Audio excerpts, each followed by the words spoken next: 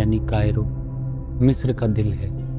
یہاں کی گلیوں میں عجیب سی روحانی خوشبو بسی رہتی ہے۔ فرعون کے پرانے مقبروں، قبطی گرجوں اور مسجد کے میناروں کا شہر۔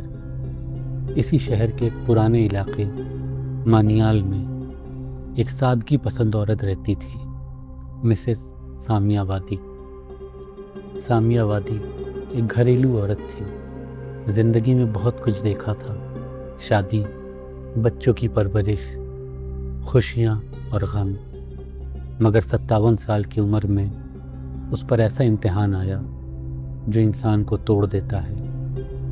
ڈاکٹروں نے کہا تمہیں کینسر ہے، پیٹ اور لیور دونوں کو لپیٹ لیا ہے، تمہارے پاس وقت کم ہے۔ یہ جملہ ایک سازش کی طرح اس کے کانوں میں گھومتا رہا۔ ہر دن، ہر گھڑی یہ خبر اس کے ساتھ چلتی۔ اس کے اپنے بھی رو رو کر تھک گئے۔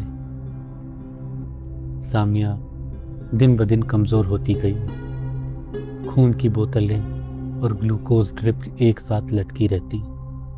دن کے وقت بے ہوشی، رات کو ہچکیوں اور درد کا طوفان۔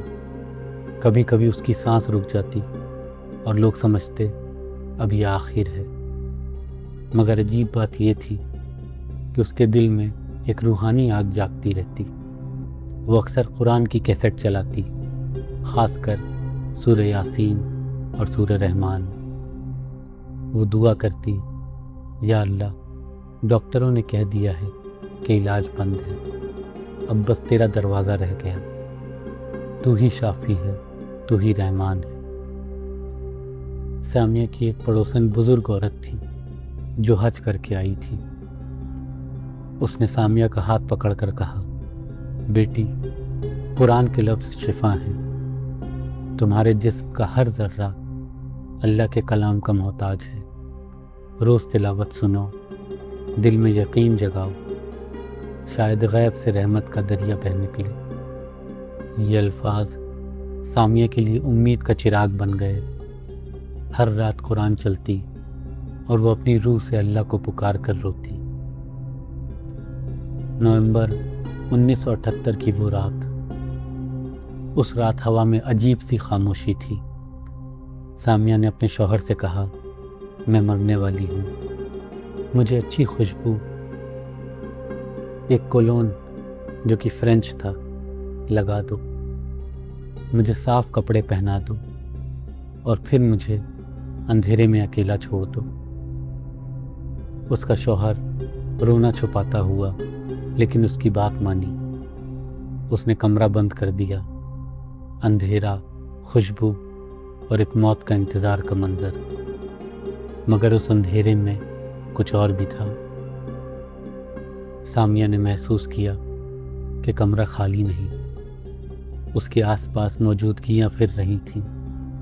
نہ وہ انسان تھے، نہ فرشتے جیسے تصور کرتی تھی، بلکہ کچھ اور روحانی مخلوق جنہیں وہ سمجھ نہ پائی۔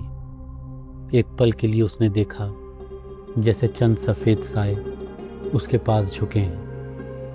اس نے محسوس کیا کہ اس پر آپریشن ہو رہا ہے۔ کسی نے پیٹ پر نازک ہاتھ رکھا، کسی نے چاقو جیسا نرم نور چلایا۔ عجیب بات، کوئی درد نہیں تھا۔ پھر اس نے محسوس کیا کہ اس کے جسم کو بینڈیجز سے لپیٹ دیا گیا، جیسے کسی سرجن نے کام مکمل کر دیا ہو۔ اس وقت سامیہ بے ہوش ہو گئی۔ فجر کے وقت اس کا شوہر جب کمرے میں آیا تو سمجھ رہا تھا کہ اب بس جسم رہ گیا ہوگا، مگر منظر الٹا تھا۔ سامیہ بستر پر بیٹھی تھی، آنکھوں میں چمک، چہرے پر روشنی اور جسم میں وہ قوت جو سالوں سے گم ہو گئی تھی۔ اس نے ہلکے سے مسکرا کر کہا، میں زندہ ہوں، مجھے لگتا ہے کوئی میرے اندر سے وہ بیماری اکھاڑ کر لے گیا ہے۔ جب اسے ہاسپٹل لے گئے، ڈاکٹرز نے ٹیسٹ کیے، سی ٹی سکینز، بلڈ رپورٹ، ہر چیز۔ رزلٹ آیا، تمہارے پیٹ اور لیور کا کینسر غائب ہو گیا ہے، جیسے کبھی تھا ہی نہیں۔ لیکن تمہاری پیٹھ پر آپریشن کا نشان ہے، اور ہم نہیں سمجھتے کہ یہ انسانی سرجری ہو سکتی ہے۔ یہ سن کر ڈاکٹر خاموش رہ گئے۔ کچھ نے کہا یہ اسپونٹینیس ریمیشن ہے، کچھ نے کہا اللہ کا معجزہ ہے، اور کچھ چپ رہے کیونکہ ان کے پاس جواب ہی نہیں تھا۔ سامیوں نے صرف اتنا کہا، میں نے دیکھا، سنا اور محسوس کیا۔ میرے پاس ایسی مخلوق آئی جو نہ انسان تھی نہ ڈاکٹر، شاید وہ اللہ کے جن تھے یا فرشتے، لیکن مجھے یقین ہے کہ جب انسان کے سارے راستے بند ہو جاتے ہیں تو اللہ غیب کے راستے کھولتا ہے۔ آج بھی مصر میں لوگ سامی آبادی کا ذکر کرتے ہیں، کہتے ہیں جب اس کے گھر کے آس پاس سے گزرو تو رات کے وقت قرآن کی تلاوت کا نور اب بھی محسوس ہوتا ہے۔ سامیہ نے زندگی کے آخری سالوں میں ہر وقت شکر ادا کیا۔ وہ کہتی تھی، میں دولت یا صحت کی طلبگار نہیں، میں صرف اللہ کی محبت کی طلبگار ہوں۔ اس نے مجھے زندگی دی، پھر موت کے منہ سے بھی واپس لایا۔ اب میری روح کا سفر صرف اسی کی طرف ہے،